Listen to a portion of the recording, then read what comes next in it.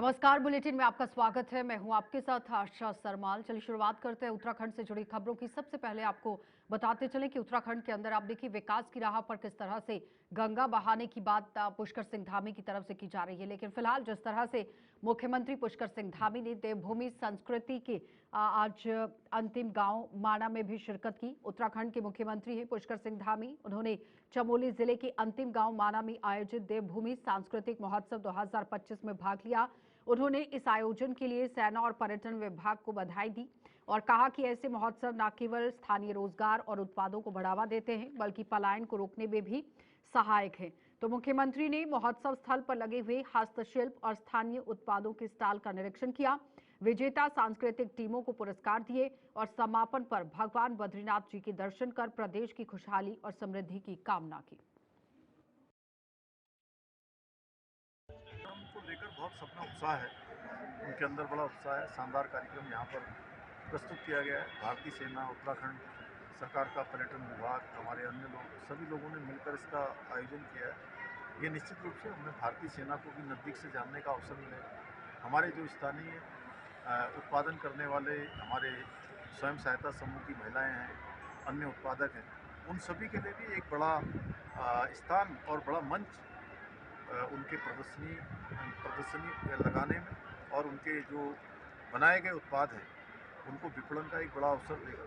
साथ ही जो हमारे कलाकार बंधु हैं, हमारे छात्र हैं, छात्राएं हैं, उनके लिए भी उनकी प्रतिभा के प्रदर्शन के लिए भी एक बड़ा अवसर है और इससे सीमांत क्षेत्रों में पर्यटन बढ़ेगा। सामरिक रूप से इन सब क्षेत्रों पर विशेष ध्यान जाएगा। ऐसे क्षेत्र हमारे आगे आएंगे, हमारे युवा आगे आएंगे और जो हमारे पर्यटक हैं उनके लिए शानदार आयोजन। भारतीय सेना ने गढ़वाल के सीमांत गांवों के सारे जगह से ये कोशिश की है कि यहाँ की जो नीति है और जो यहाँ का रोज पारंपरिक कौशल है उसको तकनीकी सपोर्ट देकर, डिज़ाइनिंग देकर एक नया रूप देके उभारा जाए। जैसे कि एक हमारी पहल है यार्न्स ऑफ योर, उससे हमने कोशिश की है कि जो आबादी हमारे गांव में है, जो पारंपरिक तरह से अपना बुनाई का कार्रवाई करते थे, उसको एक नई तकनीक से अलग रूप देके उसकी अच्छी पेशकश बाकी देश और दुनिया में भी की जाएगी। इसमें हमारी कई फैमिलीज और कई गांव के समुदाय जुड़े हुए हैं। इसी के साथ सेब के प्रोडक्ट्स और हर्बल पैकेजिंग, इस पे भी हमने जोर दिया है। सेब के प्रोडक्ट हर सेल में हम शुरू करना चाहते हैं और हर्बल पैकेजिंग की स्थापना हम तपोवन में करना चाहते हैं। जैसे आपने अभी शो में देखा कम्युनिटी रेडियो स्टेशन, ये भी हमारी एक पहल है। हिमाचल और उत्तराखंड में 4 जगह ये कम्युनिटी रेडियो स्टेशन। मुख्यमंत्री पुष्कर सिंह धामी के प्रयासों से हरिद्वार की आस्था से जुड़ा मां मनसा देवी मंदिर क्षेत्र अब सुरक्षित होने जा रहा है और राजाजी नेशनल पार्क क्षेत्र में आने वाले इस मार्ग पर भूस्खलन की वजह से श्रद्धालुओं को काफी परेशानी का सामना करना पड़ रहा था। इसको ध्यान में रखते हुए भेजे गए पुनर्निर्माण प्रस्ताव को अब नेशनल वाइल्ड लाइफ बोर्ड से मंजूरी मिल गई है। लगभग 1.5 करोड़ रुपए की लागत से सिंचाई विभाग जल्द ही निर्माण कार्य शुरू करेगा। जिलाधिकारी मयूर दीक्षित ने साफ कहा कि काम की गुणवत्ता से कोई समझौता नहीं होगा और इसे तय समय में पूरा किया जाएगा। देखिए, मनसा देवी का जो पैदल मार्ग है जिससे सभी श्रद्धालु मंदिर जाते हैं, वहाँ पर जगह-जगह लैंडस्लाइड हो रखी थी, जिसके क्रम में यहाँ से एक प्रस्ताव भेजा गया था और चूँकि वो सारा क्षेत्र राजाजी नेशनल पार्क में पड़ता है, उसके क्रम में भारत सरकार में नेशनल वाइल्ड लाइफ बोर्ड के द्वारा इस प्रोजेक्ट को अप्रूवल दे दिया गया है और फिर उसकी अनुमति निदेशक राजाजी के द्वारा भी सिंचाई विभाग जो कार्य संस्था है उसको दे दी गई है, जिसमें अभी 1.5 करोड़ के आसपास का ये प्रोजेक्ट है। जगह-जगह जो लैंडस्लाइड हो रखी थी, उसमें कार्य हमारा शुरू हो गया है और कुछ दिनों में कार्य कंप्लीट हो जाएगा, जिससे निश्चित तौर पे जो हमारे श्रद्धालु हैं, उनकी जो यात्रा है, वो और सुगम और सुरक्षित हो जाएगी।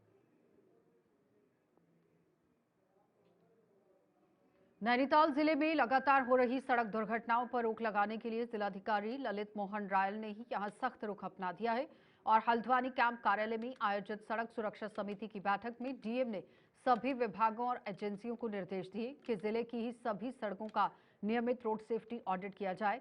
उन्होंने कहा कि जहां भी सड़क पर गड्ढे या पैचवर्क कार्य बाकी है उन्हें तुरंत पूरा किया जाए।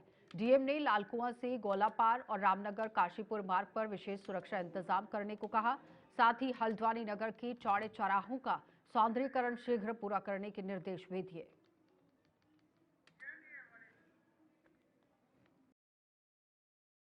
रोड सेफ्टी को लेकर जैसे हाल ही में इस वर्ष जो है विगत वर्षों के हिसाब से देखा गया है तो सड़क दुर्घटनाओं में वृद्धि हुई है और उसमें रोड एक्सीडेंट में घायलों और मृतकों की संख्या भी बढ़ती जा रही है, तो बड़ी चिंताजनक बात है।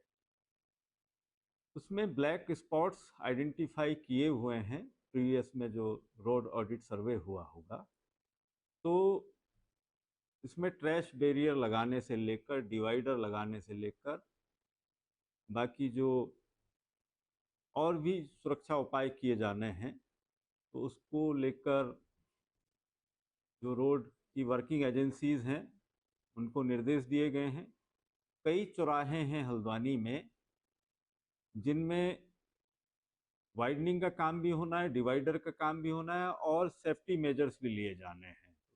ये एडीबी की परियोजना में शहर में इस समय काम चल रहे हैं, तो एडीबी एजेंसी को कहा गया है कि उन कामों को समयबद्ध रूप से सर्वे करें और उस पर कार्य आरंभ करें।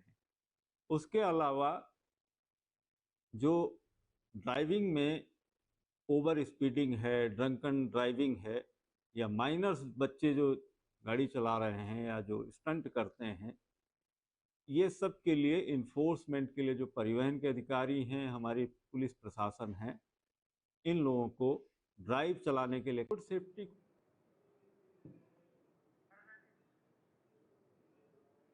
हरिद्वार के ग्राम सुल्तानपुर में कांग्रेस की वोट चोर गद्दी छोड़ हस्ताक्षर अभियान यात्रा से सियासत गर्मा गई है। प्रदेश उपाध्यक्ष वीरेंद्र रावत के नेतृत्व में निकली इस यात्रा के दौरान कांग्रेस कार्यकर्ताओं ने केंद्र और राज्य की भाजपा सरकार पर तीखे प्रहार किए। रावत ने कहा कि भाजपा ने चुनाव आयोग को पंगु बनाकर लोकतंत्र को कमजोर किया और वोट चोरी पर आप देखिए यहाँ सत्ता में काबिज हो गए हैं, यानी कि वोट चोरी कर सत्ता में काबिज यहाँ हो गए हैं। उन्होंने कहा कि देश आज महंगाई, भ्रष्टाचार, बेरोजगारी से जूझ रहा है। जनता बदलाव चाहती है और आगामी चुनावों में भाजपा को सत्ता से बाहर कर कांग्रेस सरकार लाने का मन बना चुकी है। को अवगत है ही कि 25 साल पूर्ण हुआ है हमारा राज्य बनते हुए, उस रजत जयंती को पर्व जैसा मना रहा है। जैसा हमें जिला मुख्यालय से निर्देश हुआ है, कहीं हमारा ब्लॉक लेवल का इवेंट हो या नगर क्षेत्र, नगर निगम या नगर पंचायत में होने वाला इवेंट का आज एक रिव्यू बैठक लिया था। अपना अपना तैयारी जल्द से जल्दी शुरू करने के लिए निर्देश दिया है और कहाँ कहाँ चीज़ें हमें कोऑर्डिनेशन का ज़रूरत पड़ता है विभाग या निगम या तहसील के बीचों में, उस हिसाब से गैप को हमने आइडेंटिफाई करके कार्य रूप में लाएंगे। सर बड़ा इवेंट क्या होगा सर, खासतौर पर रुड़की में, क्योंकि इसमें क्या बड़ा इवेंट करने वाला है प्रशासन? 3-4 इवेंट जिला मुख्यालय के स्तर पे तो हर दिन हर एक विभाग का अलग अलग मेगा इवेंट होता है। उसी तरफ से रुड़की के शहर में भी, रुड़की क्षेत्र में, रुड़की तहसील के क्षेत्र में भी कई इवेंट दिए गए हैं, जैसे योगा डे हो, रन फॉर यूनिटी हो या एक एजुकेशन का कंपटीशन हो।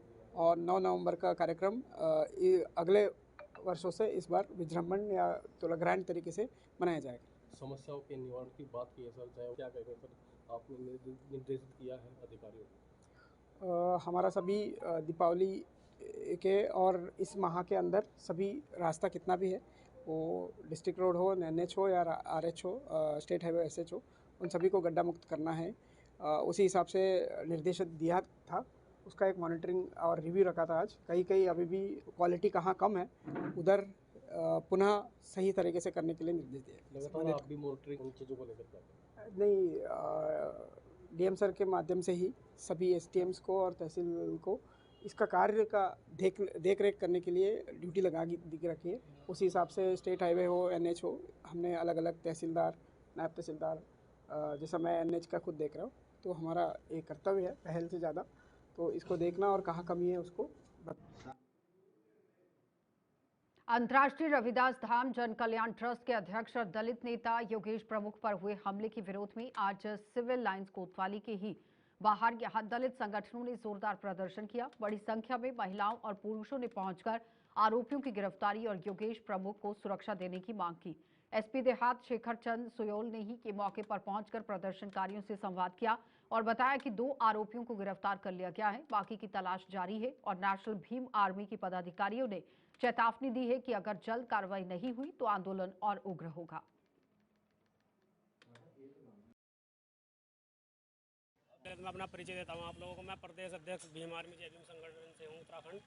और जो हमारे बड़े भाई योगेश प्रमुख जी हैं, जो समाज के लिए दिन रात कार्य करते रहते हैं, समाज के हर दुख दर्द में साथ खड़े हैं, उनके साथ में जो घटना हुई है, उनको जान से मारने की कोशिश कुछ लोगों ने की है। पुलिस प्रशासन उसमें अपनी तरफ से पूरी कोशिश कर रहा हूँ। ये चीज़ मैं 2 दिन से सुन रहा हूँ, लेकिन अभी तक कुछ भी हमको देखने को ऐसा नहीं मिला है कि इसमें कुछ कार्रवाई हो पाई है। पुलिस ने भी हमें जानकारी दी है कि इसमें 2 लोगों की गिरफ्तारी हो चुकी है, बाकी पुलिस अपना काम कर रही है। लेकिन हमने जो अपनी मांगें रखी हैं प्रशासन के सामने, सबसे पहले तो प्रमुख साहब को सुरक्षा की मांग रखी है हमने, क्योंकि उन पर घटना जो हुई है वो इस तरह की है कि शायद वो उन्हें जान से मार देते और भविष्य में वो लोग शायद ऐसी घटना को अंजाम दे सकते हैं। तो एक हमने सुरक्षा की मांग रखी है प्रशासन के सामने। उसके बाद परिवार की सुरक्षा की मांग भी रखी है और 48 घंटे का समय प्रशासन को दिया गया है समाज की तरफ से।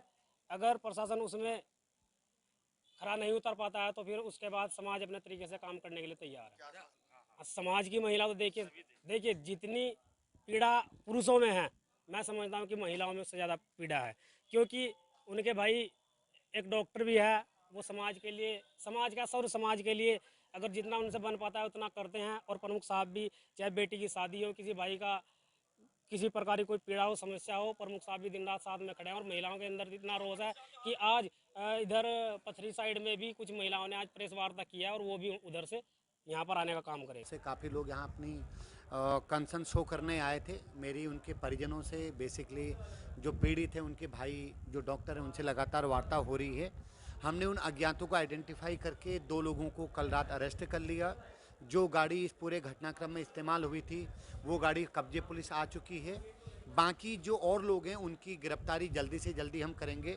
हमारे सीओ रुड़की इस पूरे मामले को, उनके नेतृत्व में एक टीम बनी है जो पूरे मामले को लीड कर रही है और जल्दी ही हम उन सबकी अरेस्टिंग कर लेंगे।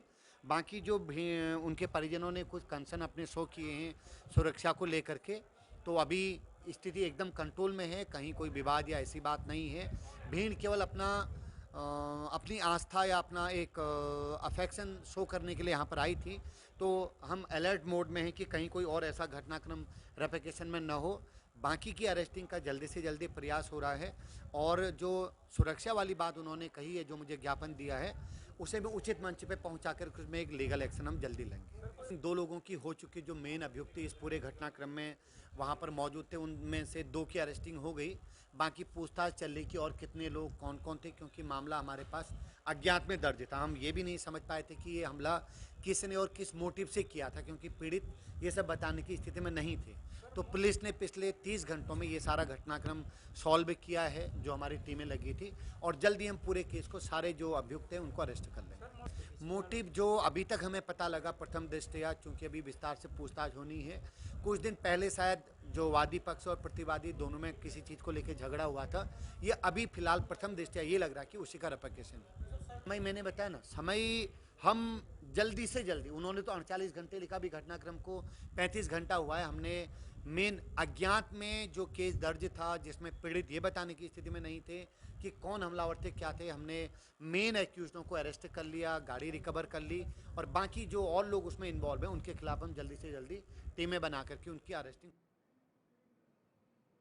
पचमढ़ी में छठ महापर्व की शुरुआत श्रद्धा और उल्लास के साथ हो गई है और प्रेमनगर, डाकपत्थर और गंगमेवा बावड़ी समेत कई स्थानों पर छठ पूजा की तैयारियां जोरों पर हैं। पूर्वांचल समाज ने नहाय खाए के साथ इस पवित्र पर्व की शुभकामनाएं भी दी और शुरुआत की।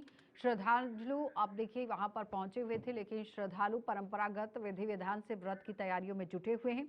वहीं प्रशासन ने सभी इंतजामों को पुख्ता कर दिया है और श्रद्धालु वहां पहुंच भी रहे हैं। देहरादून और विकासनगर की एसडीएम ने टॉन्स नदी के ही प्रमुख घाट का निरीक्षण कर सफाई, बिजली, ट्रैफिक और पार्किंग की स्थिति की समीक्षा की। प्रशासन का अनुमान है कि इस वर्ष 50,000 से 1 लाख श्रद्धालु छठ मनाने पहुंचेंगे।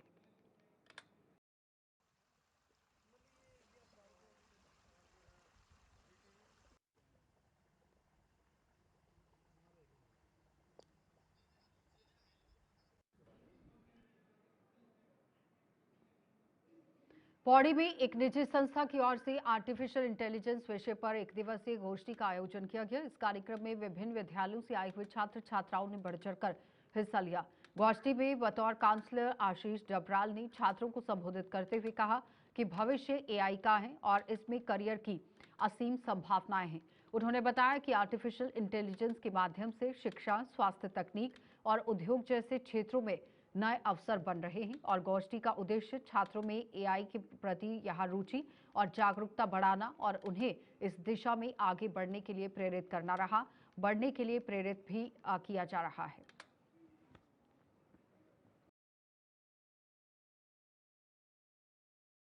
ये अब भविष्य जो है मतलब एआई का ही है आने वाले टाइम पे, और इस टाइम पे अगर पहाड़ के बच्चे सही टाइम पे इसको पकड़ लें तो मुझे लगता है कि बहुत बड़ा कंट्रीब्यूशन पूरी दुनिया में कर सकते हैं, मतलब उत्तराखंड के लिए नहीं बल्कि पूरी दुनिया के लिए। और यहाँ पे पौड़ी में ये हमने मेरे ख्याल से पहली इस टाइप का ही पहला कॉन्क्लेव यहाँ पे रहा एआई के ऊपर।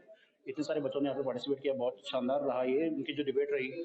और डिबेट से मेरे को ये समझ में आया कि बच्चों के माइंड में बच्चे समझ तो रहे हैं कि ऐसा कुछ टेक्नोलॉजी आ रही है हमारी ज़िंदगी में, लेकिन वो क्या असर डालेगी और उसका क्या कैसे वो काम करती है इसके बारे में भी किसी को कोई क्लियरिटी है नहीं असल। तो आज इस कॉन्क्लेव का मतलब यही था कि बच्चों के साथ में हम कुछ एक्सपर्ट्स को लेके आए हैं जिन्होंने कि एआई डेवलपमेंट में काम किया हुआ है, और वो बच्चों को समझाएं कि असल में इसके पीछे क्या चल रहा है या कैसे काम कर रहा है, और अब बच्चे इसको कैसे अपनी ज़िंदगी में अडॉप्ट कर सकते हैं ताकि उनका करियर इसमें बना सकें या अपनी ज़िंदगी को बेहतर बना सकें। आज हमने यहाँ एआई कॉन्क्लेव जो कि त्र्यंबकम फाउंडेशन द्वारा आयोजित किया गया है उसको अटेंड किया है, और इस एआई कॉन्क्लेव के द्वारा हमें पता चला कि एआई कितना हमारे लिए प्रयोगशाली है और हम एआई से आगे आने वाले भविष्य में क्या क्या अपने लिए फील्ड्स बना सकते हैं और बेनिफिट्स ले सकते हैं।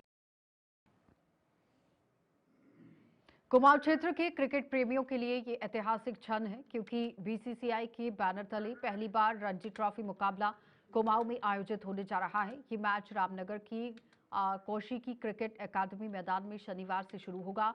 4 दिन चलने वाले इस मुकाबले में उत्तराखंड टीम का सामना मजबूत ऑल इंडिया रेलवे टीम से होगा, जिसमें आईपीएल खिलाड़ियों सहित कई नामचीन क्रिकेट जो खेलने वाले हैं वो भी शामिल हैं।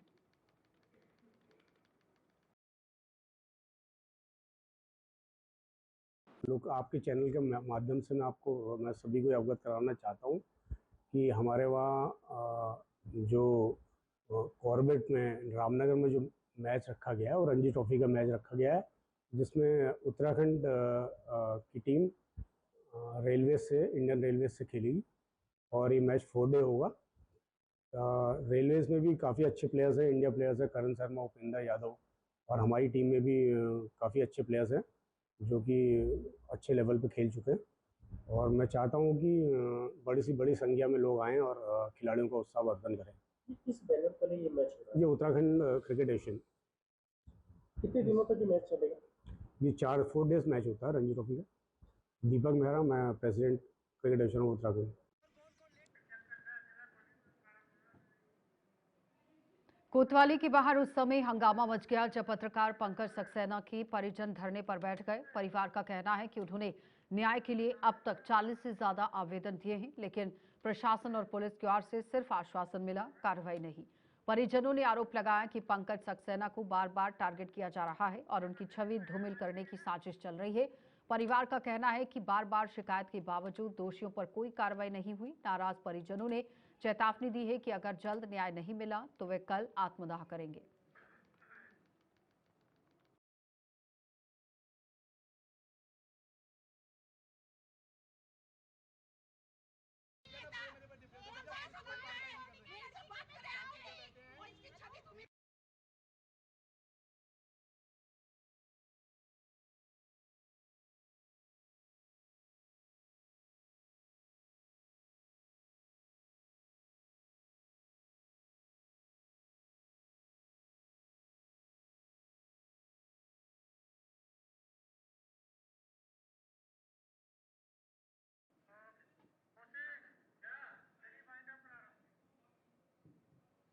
चलिए बुलेटिन में इतना ही, इजाजत दीजिए, नमस्कार।